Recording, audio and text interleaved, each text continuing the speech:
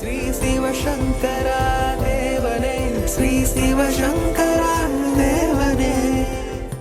சுகபிரம்ம ரிஷியும் விஸ்வாமித்திரரும் தங்களுடைய ஆன்மீக சக்தியை முழுவதுமாக இழந்து மீண்டும் பெற்றதாக நமது புராணங்கள் கூறுகின்றன. ஆனால் ஸ்ரீமத் ராமானுஜர் தனது தமருகந்த திருமேனியையும் தானுகந்த திருமேனியையும் ஆறத் தழுவி தனது ஆன்மீக சக்தியை பிராண பிரதிஷ்டை மூலம் அதற்கு டிரான்ஸ்ஃபர் செய்தார் என்கிறது அவரது வரலாறு. ஒரு மகான் செய்யும் பிராண பிரதிஷ்டை என்பது ஆன்மீக சக்தியின் பகிர்வுதானே தவிர இழப்பு அல்ல என்றும் விளக்கம் தரப்படுகிறது. ஆன்மீக சக்தியை இழப்பதற்கும் பகிர்வதற்கும் உள்ள வேறுபாடு என்ன? பூரணத்திலிருந்து பூரணத்தை எடுத்தாலும் பூரணமே மிஞ்சும் என்ற ஆன்மீக கோட்பாடு உயர்நிலை ஞானிகளான சுகபிரம்ம ரிஷி மற்றும் விஸ்வாமித்திரர் விஷயத்தில் ஏன் செயல்படாமல் போனது? காட்டில் வசிஷ்ட ரிஷியுடைய ஆசிரமத்துக்கு போகிறான் ஒரு ராஜா. அவன் பேர் கௌசிக ராஜா. இப்போ எவ்வளோ பேர் நீங்கன்னு கேட்குறாரு அவர். நாங்கள் 5000 பேர் சோல்ஜர்ஸோடு இருக்கோம். ஒரு 1/2 hour இருங்கன்னு சொல்லி எல்லாருக்கும் வடப்பாயசத்தோடு அவர் சாப்பாடு போடுறாரு. இவன் சொல்கிறான், நான் ராஜா, என்னுடைய அரண்மனையிலேயே 5000 பேருக்கு சாப்பாடு போடணுன்னா ரொம்ப லேட் ஆகும், நீங்கள் எப்படி போட்டிங்கன்னு சொல்கிறார். இது இங்கே ஒரு கண்ணுக்குட்டி இருக்கு பாரு, இதனுடைய பேர் நந்தினி. இது தேவலோகத்தில் இருக்கிற காமதேனு இல்லையா, நம்மதாம் காமதேனவே, அந்த காமதேனு பசுவுடைய கண்ணுக்குட்டி. இதை நான் தவம் பண்ணி வாங்கியிருக்கேன், அதனால் என்ன வேணால் என்னால் இதுக்கிட்ட சொன்னால் அது கொடுத்துருணும். அப்போ அவன் சொல்கிறான், இது எங்கிட்ட இருந்தால் தான் நாட்டுக்கு நல்லது, உங்களுக்கு என்ன வேணுன்றதை நான் டெய்லி உங்களுக்கு ரேஷன் அனுப்பிச்சிடுறேன் அப்படின்னு அந்த கண்ணுக்குட்டிக்கு கேட்குறான். இவர் முடியாது, தவம் இருந்தால் தான் அது கிடைக்கும். இப்போ 2 பேருக்கும் சண்டை நடக்கிறது. இவர் கமண்டலத்தை இப்படி வச்சுன்னு கண்ண முடின்னு உட்காந்துக்கிறாரு. அப்போ அவனுடைய சைன்யம் பூரா நிர்மூலமாகி போகுது. அப்போ அவனுக்கு அந்த கௌசிகராஜனுக்கு புரியுது, தவன் தான் பெரிய விஷயம், ராஜான்றது ஒன்றும் கிடையாது. அதனால் காட்டுக்கு போய் நாமும் இந்த மாதிரி ஆகணும் அப்படின்னு தவம் செய்கிறோம். ஒவ்வொரு தடவை அவன் தவம் செய்கிற போதும் அதுக்கு ஏதாவது ஒரு தடங்கள் வருது. ஒரு தடவை மேனகை பார்த்து மயங்கி விஸ்வாமித்திரருக்கும் மேனகைக்கும் சகுந்தலா பிறக்கிறான். அதனால் அவருக்கு அந்த தடவை தவம் போயிடுச்சு. இன்னொரு தடவை திருசங்குன்னு ஒருத்தன் என்னை சொர்க்கத்துக்கு அனுப்புங்கிறான். இவருக்குள்ள கர்வத்தினால சரி போன்றாரு. மேலே இருக்கிறவங்க அவனுக்கு கீழே தள்ளுறாங்க, ஏன்னா is not eligible to come to சொர்க்கம்ட்டு. இவர் மேலே அனுப்புகிறாரு. அவன் நடுவில் நிற்கிறான், மேலேயும் போகாது கீழேயும் போகாமல். இப்போ தன் தவபலமெல்லாம் போனாலையும் பரவாயில்லன்னு அவனுக்குன்னு ஒரு சொர்க்கத்தை உருவாக்கி, அதுதான் திருசங்கு சொர்க்கம்ன்றது. அதில் ஒரு தடவை தவத்தை இழந்தார். இந்த மாதிரி ஒவ்வொரு தடையும் அவருடைய கர்வத்தினால, அவர் இன்னும் பெர்ஃபெக்ட் ஆகாததுனால தன்னுடைய தவத்தை இழந்துக்கிட்டே போகிறாரு. அதுக்கப்புறம் அவருக்கு அந்த வசிஷ்டருடைய வாயால் பிரம்மர்ஷிங்கிற டைட்டில் கிடைக்கிறது. ஸோ கௌசிக ராஜனாக இருந்தவர் விஸ்வாமித்திர ரிஷியாக மாறுறார். ஆனால் அவருடைய பவர் போகிறதுன்னு கிடையாது, பவரை அடைவதற்காக வைக்கப்பட்ட சோதனைகள். இப்போ நீங்கள் ஏதாவது ஒரு வேலைக்கு போகணுன்னா எவ்வளோ பரீட்சை எழுதணும், எவ்வளோ இன்டர்வியூலாம் பாஸ் பண்ணணும், அந்த மாதிரி தான் அது. அதனால் இழந்தது அல்ல, அந்த முயற்சிகளுக்கு பின்னால் அடைந்தது. சுகபிரம்ம ரிஷிக்கு அப்படி எதுவும் நடக்கலை. சுகபிரம்ம ரிஷி பிறந்த போதே பயங்கர ஞானியாக இருந்தார். அவர் கிளி, ஃபேஸ் வந்து கிளி, உடம்பு மனுஷனுடைய உடம்பு இருக்கும். உலகத்தில் 2 கிளி தான் வந்துச்சு. ஒன்று சுகபிரம்ம ரிஷி, அது பொம்பளை வாசனையே இல்லாத ஒரு கிளி. ஏன்னா அவர் நடந்து போகிற போது குளிச்சுட்டு இருக்கிற பொம்பளைங்கெல்லாம் துணி கூட கட்டிக்க மாட்டாங்க. வேதவியாசர் சொல்கிறாரு, அவன் வந்து சின்ன பையன், அவன் போகிற போது நீங்கள் வந்து நேக்கடாக இருக்கீங்க, நான் வர்றப்போ துணி கட்டிக்கிறீங்களே சொல்கிற. அவனுக்கு நாங்கள்லாம் பெண்கள் ஆண்கள் எதுவுமே தெரியாது, பரபிரம்ம நிலையில் இருக்கான், உனக்கு நாங்கள் பொம்பளைக்குன்னு தெரியுது, அதனால் நாங்கள் துணி கட்டிக்கிறோம், அவனுக்கு கட்ட மாட்டோன்றாங்க. அந்த அளவுக்கு பெரிய நிலை. அப்போ காமமே அறியாத ஒரு கிளின்னா அது சுகபிரம்ம ரிஷி. அது என்ன பண்ணுது, பரீட்சித் ராஜா சாக போகிறான் பாம்போட சாபத்தில். அதனால் அவனுக்கு உட்கார வச்சு பாகவதம் சொல்லி கிருஷ்ணர் பிறந்ததுலேருந்து லாஸ்ட் வரைக்கும் இருக்கிற வாழ்க்கை வரலாற்றை பூரா அவனுக்கு சொல்லிவிட்டு, அப்போ நான் இருக்கிற வரைக்கும் அந்த தட்சகன்ற பாம்பு உன்னை கடிக்க வராது, நான் ஒரு பெரிய மனுஷன்றதுக்காக மரியாதைக்கு நான் இங்கேருந்து போனால் தான் அது உன்னை கடிக்க முடியும், ஆனால் நீ பாகவதம் கேட்ட புண்ணியத்தை கொடுத்து நான் உன்னை மோட்சத்துக்கு அனுப்புகிறேன்னு அவன் தலைமையில் கை வச்சு அவன் உடம்புல இருக்கிற ஜோதியே மோட்சத்துக்கு அனுப்பிச்சிடுறாரு. அவன் உடம்பு இங்கே உட்காந்துக்குது. சுகர் போன உடனே அந்த பாம்பு வந்து சும்மா அவரை தொடுது, அவனுக்கு இதாகிடுச்சு. இதுதான் பாகவதம் சுகபிரம்ம ரிஷிக்கு வந்த விஷயங்கள். நம்ம ஊர்லேயும் ஒரு கிளி, அது யார்? அருணகிரிநாதர். இவர் பிரபுட தேவராயன் என்ற ராஜா கிட்ட ஒரு மந்திரவாதி இருந்தான், சம்பந்தாண்டான்னு பேர். அவனுக்கு இவரை பிடிக்காது. அதனால் பாரிஜாத புஷ்பத்தை கொண்டு வரணும், அப்போ தான் உங்களுக்கு கண்ணு வரும் அப்படின்னு சொல்கிறான். ராஜா ரிக்வஸ்ட் பண்ணுறான், அருணகிரிநாதரே எனக்காக கொண்டு வரக்கூடாது. இவர் கிளி வடிவத்தை எடுத்து நேராக பாரிஜாத புஷ்பத்தை எடுத்துன்னு வராரு. அதுக்குள்ளே இந்த சம்பந்தாண்டான் என்ன பண்ணுறான், கோபுரத்து மேலே ஒழிச்சு வச்சு போன அருணகிரிநாதருடைய உடம்பை எடுத்து எரிச்சிடறான். அப்போ அவருக்கு உடம்பு கிடையாது. So he cannot again get into his body. Transfer of energy possible இல்லை. அதனால் கிளியாகவே இருந்துட்டார். ஸோ அவர் என்ன எழுதினார்? முருகரை பற்றி எழுதினார். இவர் கண்ணனை பற்றி எழுதினார், அவர் கந்தனை பற்றி எழுதினார். இதுவும் கிளி தான், அதுவும் கிளி தான். இந்த கிளிக்கு பொம்பளை வாசனையே கிடையாது. ஆனால் அருணகிரிக்கு வந்து பொம்பளை வாசனை தவிர வேறு எதுவுமே கிடையாது. அப்படி திருவண்ணாமலையில் ஒரு உமனைசராக இருந்த ஒரு ஆள். அதனால் உலகத்தில் நல்லதும் இல்லை கெட்டதும் இல்லை. அவரவர் அனுபவம் அவர் தம்மை அறிவது. ஒவ்வொருத்தருக்கும் ஒவ்வொரு விதமான எக்ஸ்பீரியன்ஸு, எக்ஸ்போசர் தேவைப்படுது. அந்தந்த போக்கில் அவரவர் விதி வழி அடைய நின்றனரே, அவரவர் தத்தமது அறிவகை சென்று அடைய நின்றனரே அப்படின்னா, ஒவ்வொருத்தருக்கும் ஒரு ஐக்கியூ இருக்குது, அறிவு இருக்குது. அந்த போக்கில் போய் அவங்க அதே உண்மையை கண்டுபிடிப்பார்கள். இதில் யாருக்கும் சந்தேகம் தேவையில்லை. இப்போ நல்லதும் இல்லை கெட்டதும் இல்லை, பாவமும் இல்லை புண்ணியமும் இல்லை. நல்லார் பொல்லார் என நாடுவது ஏன் நெஞ்சமே. உலகத்தில் நல்லவன் கெட்டவன் யாரையுமே பார்க்காத. எவரவருக்கு உதவினார் எவரவருக்கு உதவினார். நீ மற்றவங்களுக்கு யூஸ்ஃபுல்லாக இருந்தியா, உபதிரம் கொடுத்தியார் மாத்திரம் பாரு. If possible do good and to others, otherwise don't do negative things to others. நல்லன செய்தல் அற்றீராயினும் அல்லது செய்தல் ஓம்புவின் நல்லாற்றுப்படவும் நெறியுமாறும் அதுவேன்னு பொருளானு சொல்கிறது. அதனால் உலகத்தில் ஒவ்வொன்றும் ஒரு ஒரு வேஷம். அதனால் நம்ம இவங்க நல்லவங்க இவங்க கெட்டவங்க இப்படிலாம் நினைக்க தேவையில்லை. ஒரு வால்மீகி கொள்ளக்காரனாக இருந்தான். ஆனால் God made him he was dacoit by name Ratnakaran. அவனை ஒரு ரிஷியாக்கி அன்றில் பறவைகளுடைய சோகத்தை அவன் உணர்ந்து அதுக்கப்புறம் ராமாயண மகாகாவியத்தை எழுதினானா இல்லையா. அதனால் சம்ரக்ஷனால ஒரு பாட்டு இருக்குது. அதில் யாரெல்லாம் வந்து நெகட்டிவ் கேரக்டர் நீங்கள் நினைக்கிறீங்களோ அவங்கெல்லாம் எப்படி மகான்கள் ஆனாங்க அப்படின்னு ஒரு பாட்டு. வால்மீகி வடமொழியில் வல்லோ நின்று வரலாறு பேசியதா இல்லை எங்கோ, மான் வேட்டை ஆடியவன் தானே ஒற்றை மகத்தான நொடியினிலே கவிஞன் நானான், கான் வேட்டை ஆடியவன் கடவுள் காதை காப்பியத்தால் மாமுனிவன் ஆனான் என்றால், ஆன்மீக புரட்சிக்கோர் பாபா என்னும் அருளாளன் வந்தாலேன் மிரளுகின்றார். கவியரசர் இளந்தேவனுடைய பாட்டு. இந்த உலகத்தில் எப்படி மற்றவங்கெல்லாம் மகான்கள் ஆனாங்க, அவங்களுடைய ஃப்ளாஷ்பேக் என்ன அதெல்லாம் சொல்லிவிட்டு ஆன்மீக புரட்சிக்கு சிவசங்கர் பாபா தனக்குன்னு ஒரு வழியை தேர்ந்தெடுத்துக்கிட்டு இருக்காரு. இது உனக்கு புரியாததுனால நீயே வந்து அது நெகட்டிவ் ரைட்டு பாசிட்டிவ்னு எல்லாம் சொல்கிற. உனக்கு தெரிஞ்சது ஒரு சாமியார்னா தாடியெல்லாம் வச்சுன்னு காவி கட்டின்னு கையில் ஒரு குச்சி வச்சுன்னு சுற்றின்னு இருக்கணும், அதுதான் சாமியார். உனக்கு நான் ஜாலியாக ட்ரெஸ் பண்ணி இருக்கேன். அதனால் உனக்கு இந்த சாமின்றது இந்த சாமியார்ன்ற கன்செப்டை உன்னால் புரிஞ்சிக்கவே முடியாது. அதனால தான் இந்த கதையெல்லாம் சொல்லிவிட்டு இளந்தேவனுடைய பாட்டில் அவர் சொல்கிறார், ஒரு ஆளை வெளியே இருக்கிறத வச்சு வேஷம் போடாத. என்னை பற்றி அகஸ்தியர் ஒரு ஓலையில் சொல்லுவார், உள்ளத்தில் ஆண்டி கோலம் பூண்ட சீடன் அப்படின்னு வரும். உள்ளுக்குள்ள அவர் எந்த எண்ணமும் இல்லாமல் இருக்காரு. உண்டான மாலவனோடு மருகனாகி இவர்கிட்ட பெருமாளும் இருக்காரு முருகனும் இருக்காரு. மாலவன் அவன் மருகன் முருகன் ரெண்டு பேரும் இவர்கிட்ட இருக்காங்க. உண்மையாக ஆண்டிக்கோலம் பூண்ட சீடா, உள்ளத்துக்குள்ள இவர் துறவியா இருக்காரு, ஆண்டியா இருக்காரு. பூண்டிடவே போகரின் நவ ஆலமத்தை பிரபஞ்ச தத்துவத்தை அடக்கி நீயும் உண்மையுடன் சபரி பீட நாயகனும் நீயே. இப்போ எந்தெந்த கோயிலில் போய் எந்தெந்த சாமி யார் கும்பிட்றாங்களோ அங்கெல்லாம் எந்தெந்த ஒரு டிவைன் எனர்ஜி இருக்கோ அதெல்லாம் இவர்கிட்டயே இருக்குது அப்படின்னு அந்த இதில் வரும். நாட்டில் எல்லாம் வரும். சபரிமலையில் இருக்கிறது இது மாதிரி தான், திருப்பதியில் இருக்கிறது இவர் தான். இதெல்லாம் வச்சு சம்ரட்சனால பாட்டெல்லாம் கூட இருக்குது. 4 மலை பாட்டு இருந்துச்சு பாரு. திருப்பதி மலைதனில் இருக்கின்றான் தீனதயாளன் சிவசங்கர்.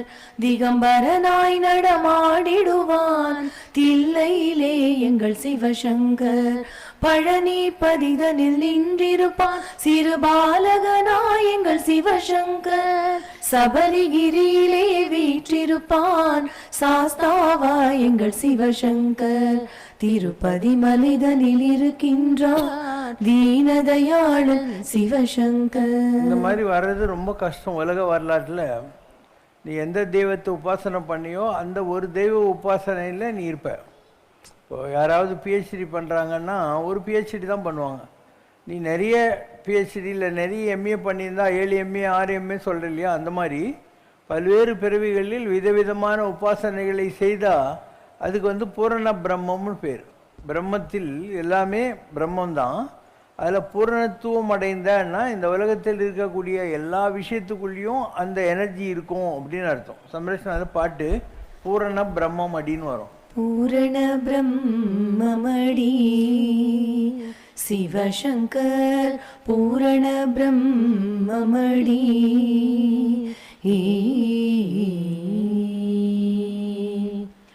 வாரணனும் வடிவேலனுமாகி நாரணன் நான் முகன் நாயகன் சிவனேனும் நீரும் நெருப்பும் நீ நிலமும் இவன் நீலவானமும் நெளிகாற்றும் இவன்.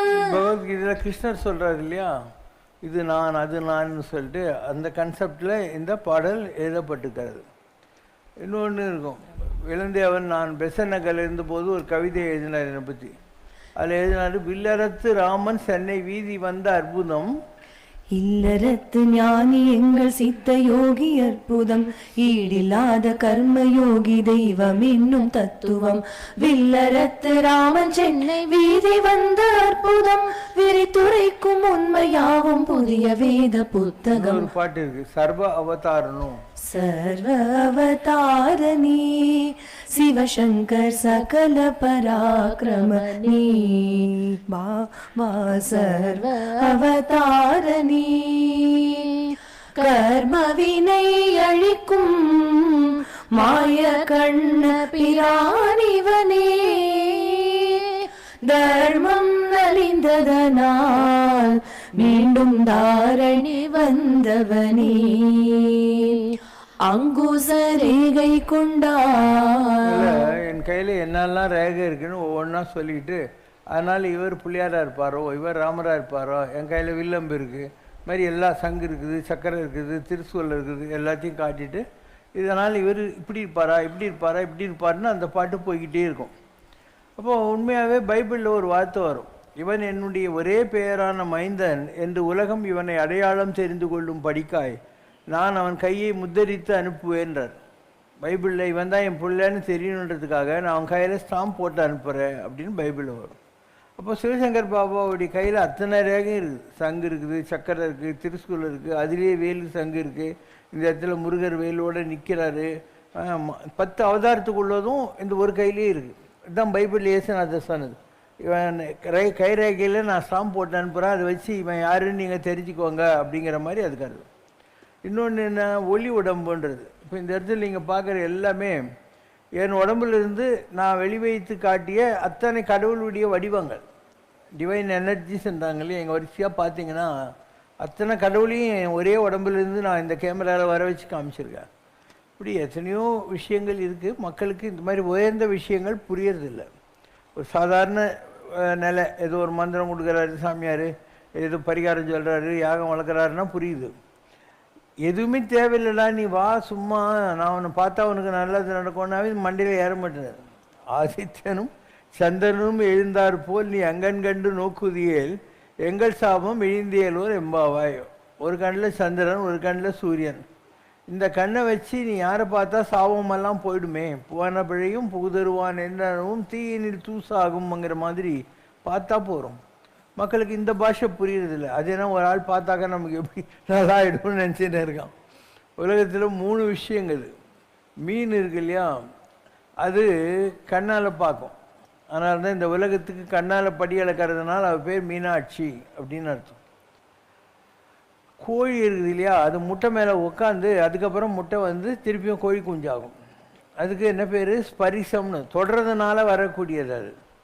இதுக்கு பேர் என்ன? நயனம். ஆமாம், அங்கே முட்டை போட்டு இங்கே போய் நினைக்கும் நம்ம முட்டை போட்டுமேனு, அது அங்கே பொறிச்சிடும். அதுக்கு ஸ்மரிசம்னு பேர். ஸோ உலகத்தில் 3 விதமாக இந்த மகான்களால் செயலாற்ற முடியும். ஒன்று கண்ணால், இன்னொன்று நினைப்பினால், இன்னொன்று தொடுதலால்.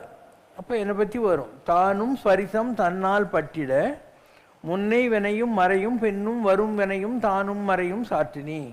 யாரை தொடறாங்களோ அவங்க எவ்வளோதான் பாவம் பண்ணியிருந்தாலும் அவங்க செய்திருக்கிற பாவங்கள் எல்லாம் மன்னிக்கப்படும் அப்படிங்கிற வார்த்தையை சொல்லியிருப்பாங்க. அதனால் மிக உயர்ந்த நிலையில் ஒரு ஆன்மீகத்தை நாம் உணர்த்த முயற்சிக்கிறோம். மக்களுக்கு புரிகிற காலம் இன்னும் வரல. இவங்களுக்கு ஒரு சாமியார்னா ஏதோ தகுடு கொடுப்பாரு, வாஸ்து சொல்லுவார், பரிகாரம் சொல்லுவார், ஜாதகம் சொல்லுவாருன்னு நினைக்கிறேன். இதெல்லாம் தேவையே இல்லை. நான் தான் சொல்கிறேன், எண்ணத்தினால் கண்ணினால் ஒரு மகானால் செயலாற்ற முடியும், வேறு ஒன்றுமே பண்ண தேவையில்லை. உள்ளம் பெருங்கோவில் ஊனுடம்பு ஆலயம் என்கிறது திருமந்திரம். ஒரு ஜீவன் முக்தனுக்கு தேகாபிமானம் கிடையாது என்று சொல்லப்படுகிறதே, அப்படியானால் ஒரு ஜீவன் முக்தனுக்கு சரீரமே ஆலயமா அது அல்லது அது பாரமா? 2 விதமாக இருக்குது. நீ அந்த சரீரத்தை எப்படி யூஸ் பண்ணுறேன்றது. காஞ்சிபுரத்தில் கைலாசநாதர் கோயிலை கட்டினான் பல்லவ மன்னன். அவன் கும்பாபிஷேகத்துக்கு டேட் வைக்கிற போது அந்த சிவன் சொல்கிறாரு, நான் உன் கோயிலுக்கு வர முடியாது, நான் அன்றைக்கி வேறு ஒரு கோயிலுக்கு வந்து கும்பாபிஷேகத்துக்கு டேட்டு கொடுத்துட்டேன்றாரு. இவன் யாரா? நம்ம ராஜா, பல்லவ ராஜ்யத்துக்கு வேறு யாரும் கோயில் கட்டி அதுக்கு சிவபெருமான் போகிறாருன்ட்டு ஒற்றர்கள் அனுப்புகிறான். ஒற்றர்கள் ஒவ்வொரு இடமா போய் ஏதாவது இங்கே கோயில் கட்டியிருக்கிறாங்களா, கும்பாபிஷேகம் இருக்குதா அப்படின்னு கேட்டுனே இருக்கிறாங்க. மரத்தில் ஒரு லூஸ் மாதிரி ஒரு ஆள் உட்காந்துருக்கார். அவர் பேர் பூசலார் நாயனார். அவர்கிட்ட போய், சாமி இந்த ஏரியாவில் ஏதாவது கோயில் கட்டிக்குதா, இன்னைக்கு கும்பாபிஷேகம் ஆகுமா? அவர் சொன்னார், அந்த பைத்தியக்காரன் அப்படியா சொன்னான் அப்படின்னார். உங்களுக்கு ஒன்றும் புரியல. அவர் சொன்னார், நான் தான் அது. இங்கே மரத்தில் உட்காந்து பொழுது போகாத ஒரு நாள் கடைக்கால் தோணுனேன், அடுத்த நாள் எல்லாம் முடித்தேன், இப்படி வரிசையாக கட்டிட்டு நாளைக்கு கும்பாபிஷேகம்னு சொல்லிட்டேன், அதை போய் சீரியஸாக எடுத்துன்னு சிவன் வர்றேன்னு சொல்லியிருக்கானா அப்படின்னாராம். அதான் வந்து பூசலார் நாயனார் மனக்கோயில் கட்டினான் இல்லையா அது. எல்லா கோயிலோட பெரிய கோயில் இது மனக்கோயில். சம்ரஷ்ணால் ஒரு பாட்டு இருக்கும், மனமே ஆலயம். மனமே ஆலயமே நீ உணர்வாய் மானுடமே, நினைவை ஒன்றதிலே நிலைத்திடவே பேரின்பமே, முக்திக்கிங்கு பக்தி வழி என்றுரைத்த தேவலை, சக்தி பெற மன்னடி சென்றால் துலங்கிடும் மீரையின் கலை. ரொம்ப அழகான பாட்டு இது. ஸோ என்ன சொல்கிறாங்க தேவாரத்தில்? மனத்தகத்தான் வாய்மையலான், மனதானை மனதில் நின்ற கருத்தானை கருத்தறிந்து முடிப்பான் தானே. இதெல்லாம் நமக்கு ஏற்கனவே பெரியவங்களால் சொல்லப்பட்ட விஷயங்கள் தான். அதனால சம்ரஷ்ணால் இன்னொரு பாட்டு கூட இருக்குது. மனமே நீ மறவாதே இந்த மன்னவனில் புகழ் சொல்லி மழாதே, கணமேனும் துரியாது இராதே, காலம் போனால் திரும்ப வராதே, தனமும் கனமும் ஒரு நாளழியும், கனவை போலவே கணத்தில் மறையும், தவந்தான் உனையே தலையில் தாங்கும், தடுமாறுகையில் இடர்கள் களையும், உலக மாயையில் இனிமயங்காதே, உழலும் சகதியில் இனியில் விழாதே, உறவுகள் எனும் பகை உனக்குதவாதே, உலகளந்தான் பதம் உன்னை கைவிடாதே. நல்ல பாட்டு சம்ரஷ்ணால் இருக்கு. But we have limitation of time. ஒரு 1.5 to 2 hours சத்சங்கம் தான் பண்ணுறோம். நீலாங்கரையில் இருந்தபோது, பிராட்வேயில் இருந்தபோது காத்தாலேருந்து ராத்திரி வரைக்கும் பாட்டுங்க ஓடிக்கினே இருக்கும். நம்மக்கிட்ட 4000 பாட்டுக்கு மேலே ரொம்ப நல்ல பாட்டுங்கள்லாம் இருக்குது. இப்போது அந்த அளவுக்கு நமக்கு டைம் கிடையாது. In between we expanded into so many other things. அதனால் அப்படியே குறைச்சிக்கிட்டே வந்தோம். இப்போத்துக்கு இந்த 2 hours சத்சங்கத்தில் கன்ஃபைன் பண்ணுறோம். இல்லைன்னா நம்மக்கிட்ட இல்லாததே கிடையாது. இந்த டின்டின்னு ஒரு பாட்டு இருக்கும் பாரு, சங்கரனே தெய்வம் சிவசங்கரனே தெய்வம் சங்கரனே தெய்வம் சிவசங்கரனே தெய்வம் ஆதரவின்றி நீ அழும்போது உன்னை தேற்றி கரையேற்றுவார் டின் டின் டின் டின் டின் டின் டின். ஆணவமின்றி நீ தொழும்போது உனக்குள்ளே அவர் தோன்றுவார் டின் டின் டின் டின் டின் டின் டின். இருளகலாமலே மயங்கிடும் உள்ளமே ஒளி தரும் பாபாவின் கருணையில் மாறுமே. இருளகலாமலே மயங்கிடும் உள்ளமே ஒளி தரும் பாபாவின் கருணையில் மாறுமே. சரணம் சரணம் சரணம் சரணம் சரணம் சரணம். கிருஷ்ண பரமாத்மா யங்கர் டேஸில் வந்து கோபிகைகளோடெல்லாம் சுற்றி நின்றார் பிருந்தாவனத்தில். அதுக்கப்புறம் ராஜா ஆகிட்டு லாங் இதுக்கெல்லாம் போயிட்டார், மதுராக்கெல்லாம் போயிட்டார். இப்போ அவர் உத்தவர்கிட்ட சொல்கிறார், Uddhavar was the closest friend of Krishnar, நீ போய் அந்த கோபிகைகள்லாம் எப்படி இருக்காங்கன்னு ஒரு தடவை போய் பார்த்துட்டு வா அப்படின்னு. ஸோ கிருஷ்ணர்கிட்டேருந்து உத்தவர் வந்திருக்காருன்னொடனே எல்லா கோபிகளும் ஓடி வந்துட்டாங்களாம். ஓடி வந்து கிருஷ்ணர் எப்படி இருக்காரு அப்படின்னுலாம். இவர் நல்லா இருக்காரு, உங்களை பார்க்கறதுக்கு அவர் தான் எங்களை அனுப்பிச்சாரு எல்லாம் சொல்கிறாங்க. இவங்க இந்த எல்லாத்தையும் கேட்டுட்டு இவர் சொல்கிறாரு, நீங்கள் எப்படி கிருஷ்ணனை கூப்பிட்றீங்க அப்படின்னு. இவங்க ஏதோ ஹரே கிருஷ்ணன் எல்லாம் அப்படி சொல்லக்கூடாது அப்படின்னு ஒரு மந்திரம், அதுக்கு அங்கன்யாசம் கரன்யாசம்லாம் சொல்லி இப்படி தான் நீ வந்து கிருஷ்ணரை தேடணும் அப்படின்றாங்க. அவங்க இதெல்லாம் எங்களுக்கு தேவையே இல்லை சாமி அப்படின்னு. அவர் கேட்குறாரு உத்தவர் என்னான்ட்டு. கண்ண முடியும்னு கிருஷ்ணான்றாங்க. அத்தனை பேருக்கு நடுவில் கிருஷ்ணர் புல்லாங்குழல் யோசித்து நிற்கிறாராம். அப்போது யார் மனசில் பிடிக்கிறாங்களோ அதுதான் முக்கியமே தவிர இந்த மந்திரங்களால் ஆவது என்ன தந்திரங்களால் ஆவது என்ன. மனமது செம்மையானால் மார்க்கங்கள் செம்மையாகும். மனமது செம்மையானால் மந்திரங்கள் ஜபிக்க வேண்டாம். மனமது செம்மையானால் வாசியை நிறுத்த வேண்டாம். அப்போ மனசுக்குள்ளே கடவுளை பிடிக்க முடியும். மக்களுக்கு இதெல்லாம் புரியறதில்லை. இந்த கோபிகைகள் எல்லாம் பிருந்தாவனத்தில் பௌர்ணமி விழாக்காக போகணும். துர்வாச ரிஷி உட்காந்துருக்காரு. சாமி யமுனையில் ஒரே பிரவாகமாக இருக்குது, நீங்கள் தான் ஹெல்ப் பண்ணணும், அது எனக்கு பசியாக்குது ஏதாவது கொடுங்கன்றாங்க. இவங்க சீடை முறுக்கு வெண்ணெய் எல்லாம் கொடுக்குறாங்க. நல்லா சாப்பிட்டு ஏப்பம் விடுறாரு. ரே கிருஷ்ணா, துர்வாச ரிஷி விரதம் இருந்தது உண்மைன்னா யமுனை விளை வெளியிட்டோம்னு யமுனை வழி வருது. இவங்க ஆச்சரியப்பட்டுட்டு அந்த பக்கம் போய் கிருஷ்ணர் கூட நல்லா கூத்தடிச்சிட்டு பிருந்தாவனம் எல்லாம் முடிச்சுட்டு டான்ஸ் எல்லாம் முடிச்சுட்டு, கிருஷ்ணா ரிஷி சொன்னாருன்னு நாங்கள் இந்த பக்கம் வந்துட்டோம், இப்போ நீ தான் எங்களை அந்த பக்கம் அனுப்பணும்னு கிருஷ்ணன் சொல்கிறான். கிருஷ்ணன் நைஷ்டிக பிரம்மச்சாரி என்பது உண்மையானால் யமுனையை வழிவிடு அப்படின்னு. யமுனை வழிவிடுதான். இவங்க வாயில் அடிச்சுக்கிறாங்க, இப்போ தானடா எங்கள் கூட கூத்தடிச்ச, நீ பிரம்மச்சாரின்னா அது வேறு ஒத்துக்குது யமுனைன்னு சொல்லிட்டு. அப்போ கிருஷ்ணர் சிரிச்சுக்கிட்டே சொன்னாராம், நீங்கள்லாம் யார், இதுக்கு முன்பிறவையில் ரிஷிகளாக இருந்தவங்க. பகவான் கூட இப்படியெல்லாம் ஆடி பாடி சந்தோஷமாக இருக்கணும், பாடினேன் ஆடினேன் பரவசமாக அப்படிங்கிற மாதிரி நீங்கள் வரம் வாங்கி அது உங்கள் கோபிகைகளாக நீங்கள் இந்த பிறவியில் வந்திருக்கீங்க, அந்த நிகழ்ச்சிகள் உங்கள் வாழ்க்கையில் நடக்குது. இதில் எனக்கு என்ன ஆச்சு, நீங்கள் கேட்ட வரம் உங்களுக்கு மூலமாக கிடச்சிக்கிட்டு இருக்குது அப்படிங்கிற வார்த்தை சொன்னாராம். அதனால் எண்ணங்கள் தான் வாழ்க்கை. நீ ஒரு ஃபிசிக்கலாக நடக்கிற விஷயங்களை பார்த்துக்கிட்டு இது ரைட்டு ராங்குன்னு சொன்னால் உனக்கு மஞ்சா காமாலன்னு அர்த்தம். நம்ம அந்த ஃபேமிலி வந்திருக்காங்க அங்கே, அவர் எமிரேட்ஸில் ஒர்க் பண்ணுறாரு. அவங்க 2 டாட்டர்ஸு, அவங்க ஒய்ஃபு.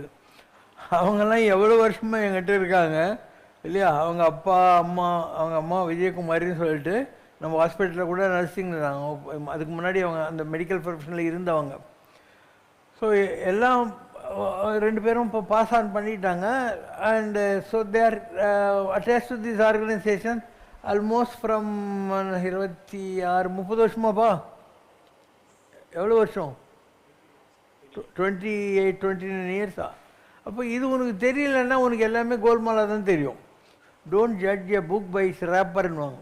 வெளியில் பார்க்குற விஷயத்தை வச்சு நீ எடை போடக்கூடாது, எதையும் எடை போடக்கூடாது. எல்லாம் ரைட்டாக தான் நடக்குது. கடவுள் வந்து முட்டாள் கிடையாது. உனக்கு மஞ்சா காமால் இருந்தால் எல்லாம் மஞ்சாவாக தெரியும். அதுக்கு கடவுளுடைய தப்பும் இல்லை, மகான்களுடைய தப்பும் கிடையாது. You may not understand. Balu இருக்கார், பையன் பெரிய ஆள் ஆகிட்டான், இருக்காருன்னு தான் சொல்ல முடியும்.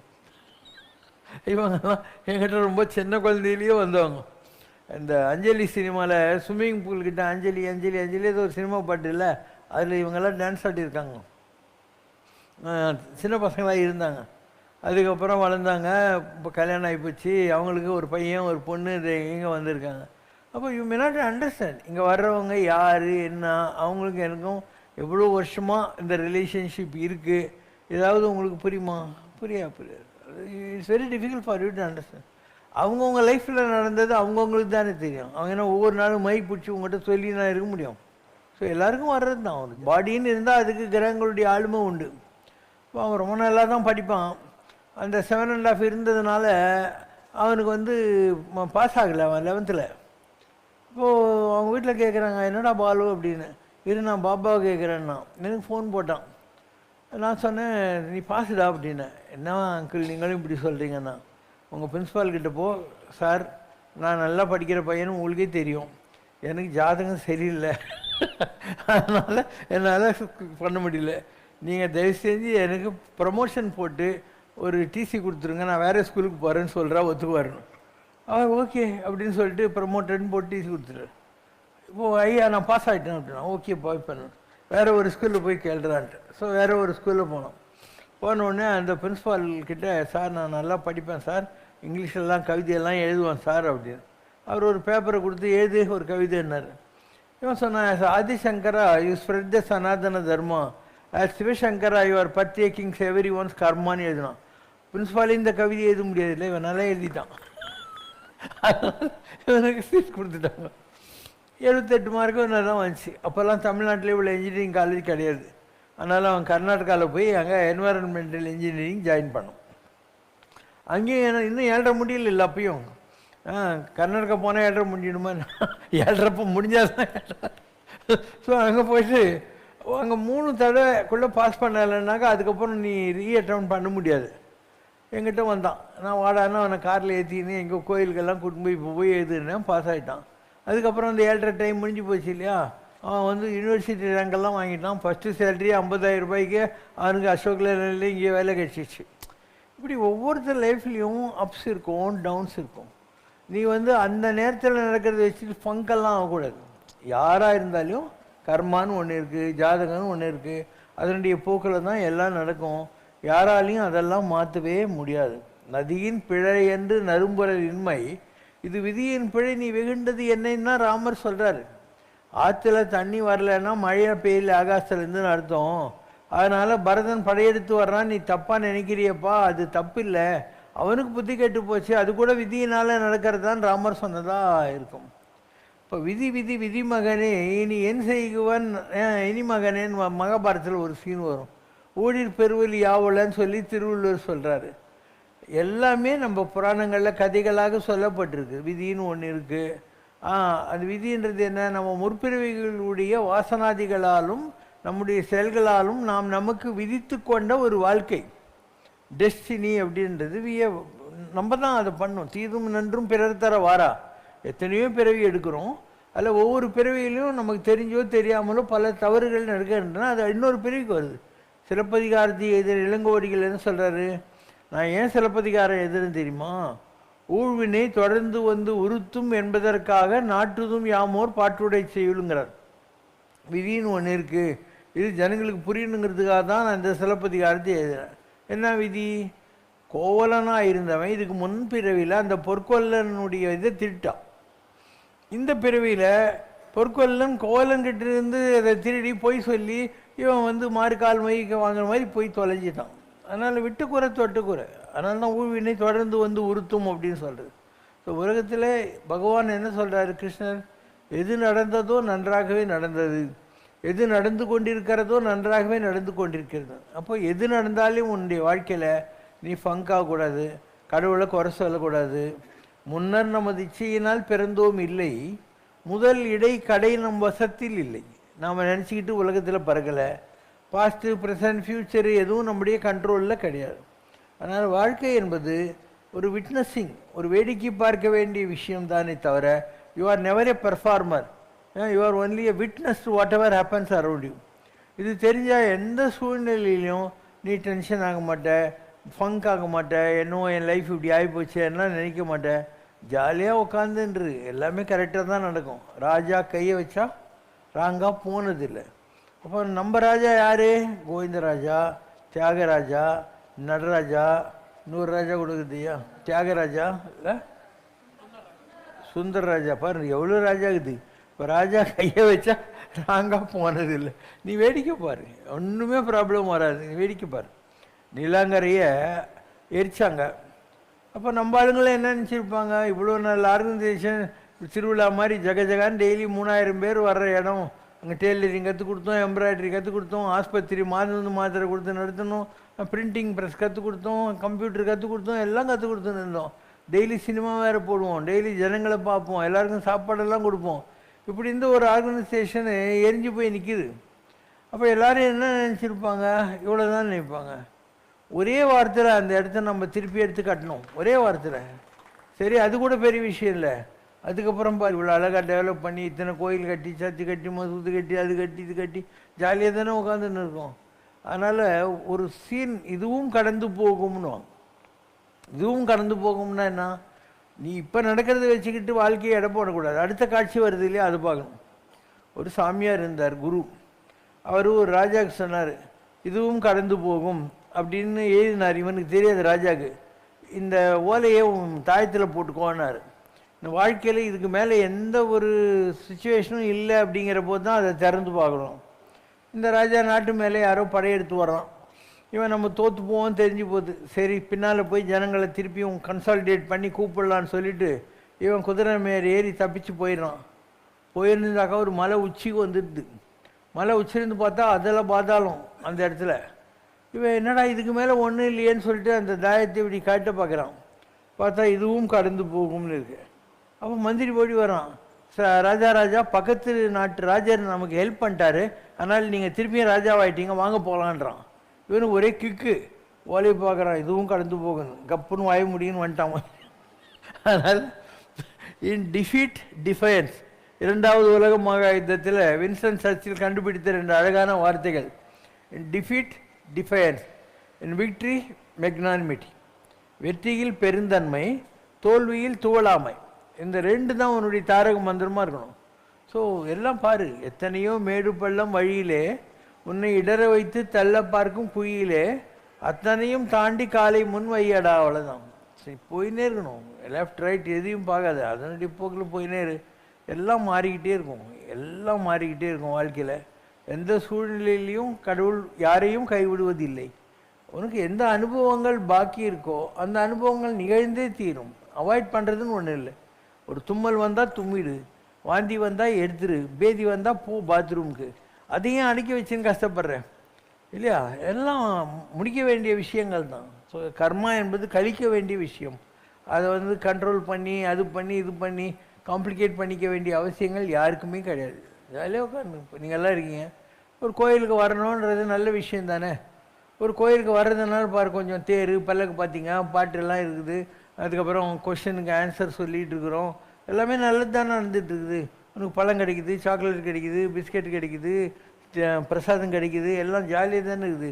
இந்த நேரத்தில் நீ இங்கே வராதுன்னா என்ன பண்ணிப்ப? எனக்கு சினிமா டிவி பார்த்துன்னா அதுன்னு உட்காந்துருப்பேன், இல்லை மெரினா பீச்சில் உட்காந்து புழுக்கன்னு வண்டிக்கின்னு இருப்பேன். அப்போ உனக்கு தெரியாமையும் உன் லைஃப்பில் நல்லது தானே நடந்துகிட்ருக்கு. Every thing is happening right.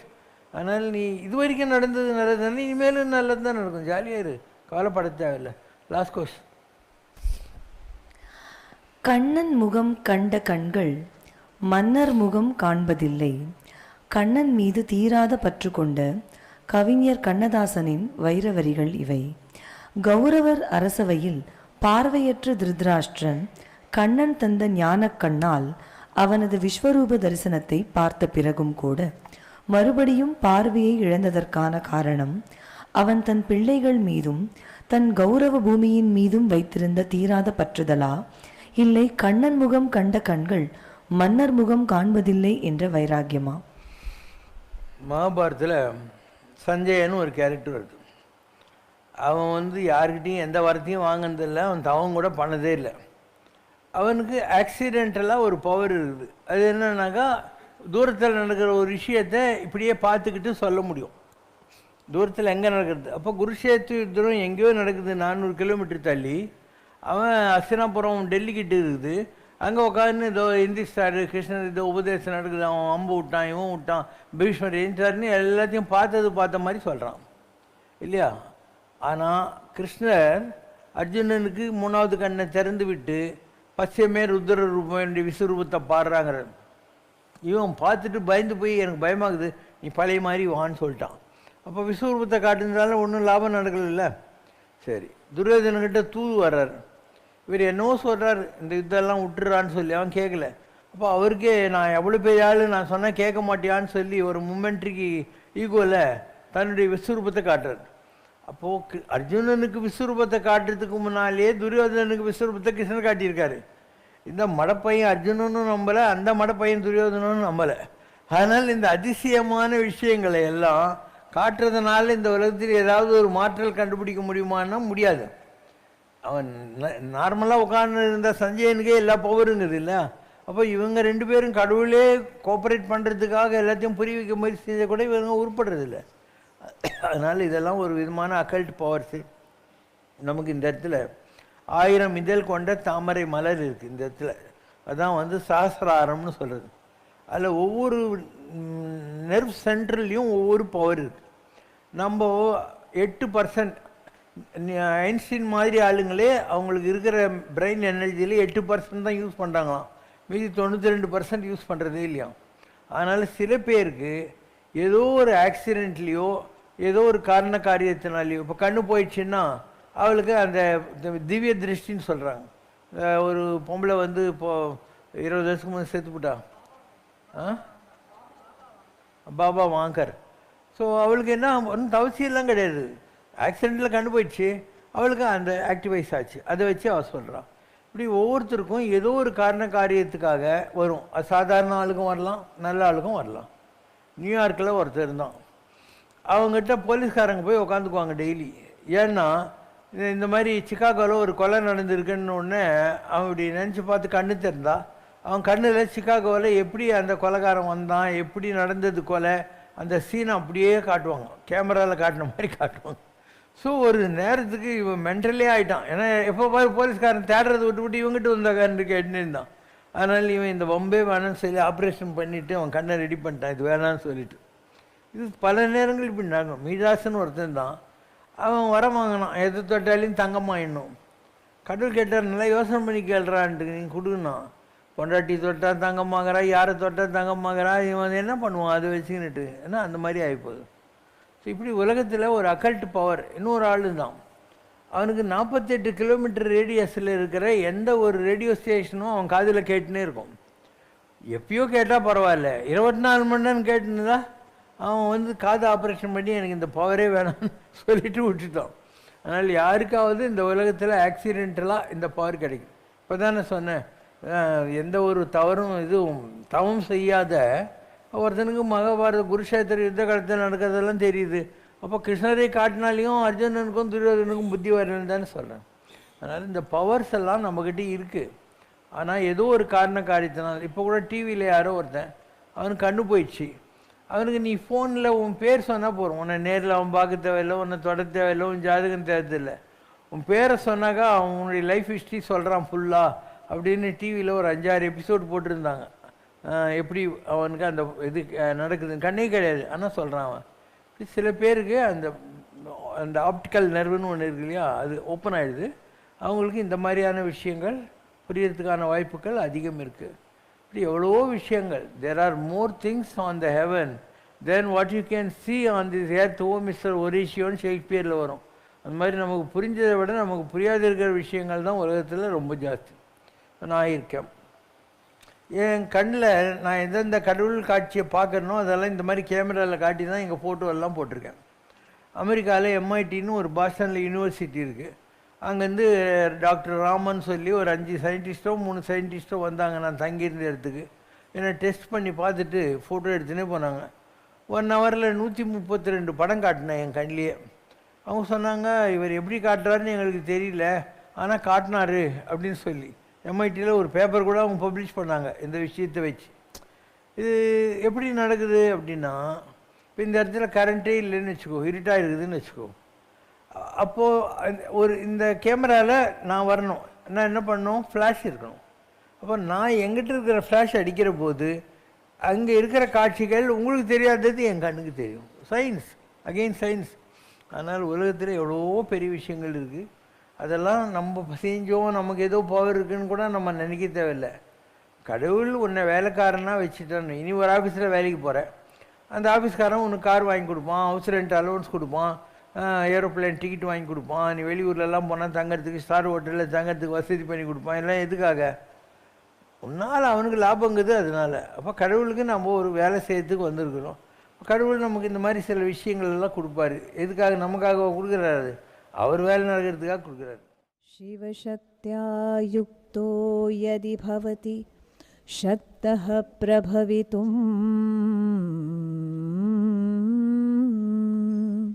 न चेदेवं देवो न खलु कुशलः स्पन्दितुमपि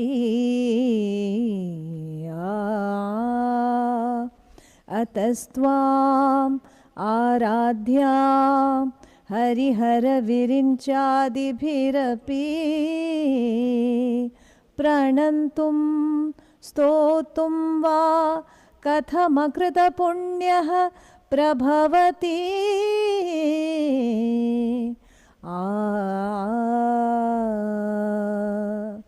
जननी जननी जगम्नी यगम्नी जननी जननी जगम्नी यगम्नी जगत्कारणिनी परिपूरणिनी जगत्कारणिनी परिपूरणिनी जगत्कारणिनी परिपूरणिनी जननी जननी जगम्नी यगम्नी ஒரு மான் மழுவும் சிறு கூன் பிறையும் சடைவார் குழலும் பிடைவாகனமும் சடைவார் குழலும் பிடைவாகனமும் கொண்ட நாயகனின் குளிர் தேகத்திலே நின்ற நாயகியே இடபாகத்திலே நின்ற நாயகியே இடபாகத்திலே ஜகன்மோகினி நீ சிம்ஹவாஹினி நீ ஜகன்மோகினி நீ சிம்ஹவாஹினி நீ ஜகன்மோகினி நீ சிம்ஹவாஹினி நீ ஜனனி ஜனனி ஜகம்னி யகம்னி சதுர்வேதங்களும் பஞ்சபூதங்களும்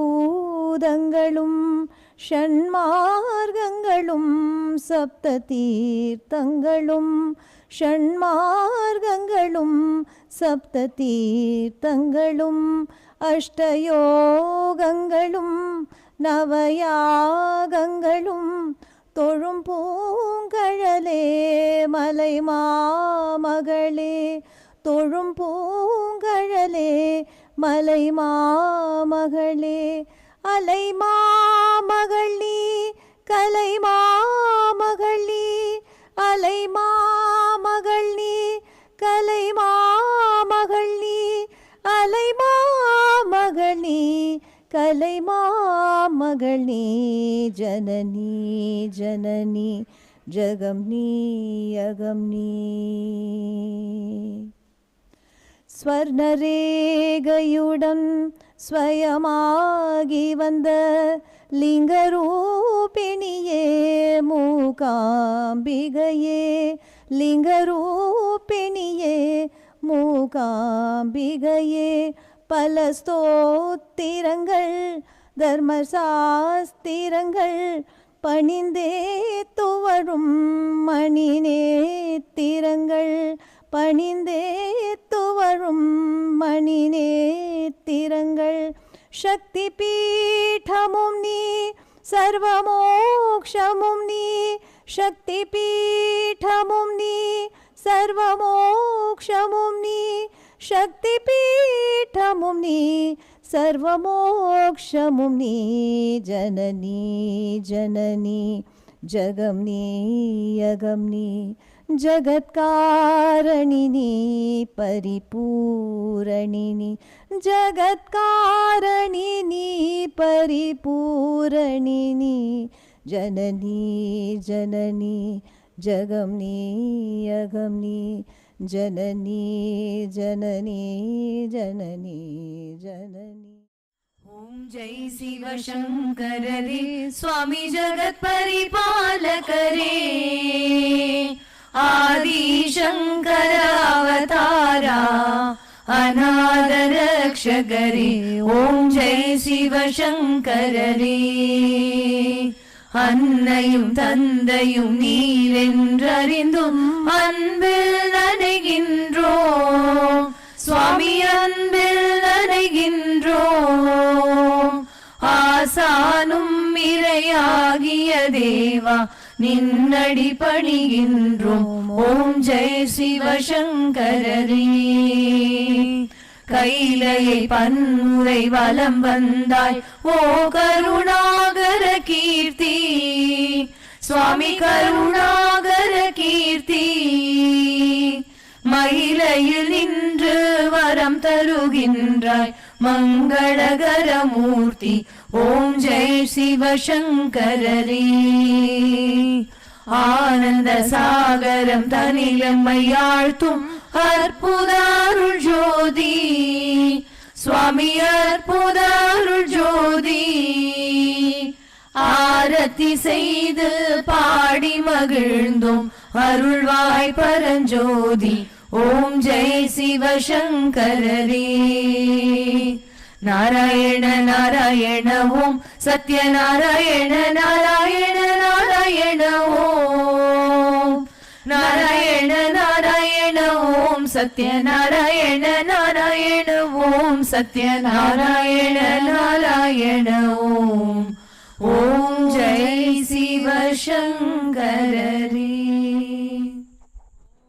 சர்வமும் சிவசங்கரம் சத்தியம் சிவசங்கரம் சாஸ்வதம் சிவசங்கரம் சங்கரம் சிவசங்கரம். சிவசங்கர பாஹி மாம் சிவசங்கர ரக்ஷ மாம்.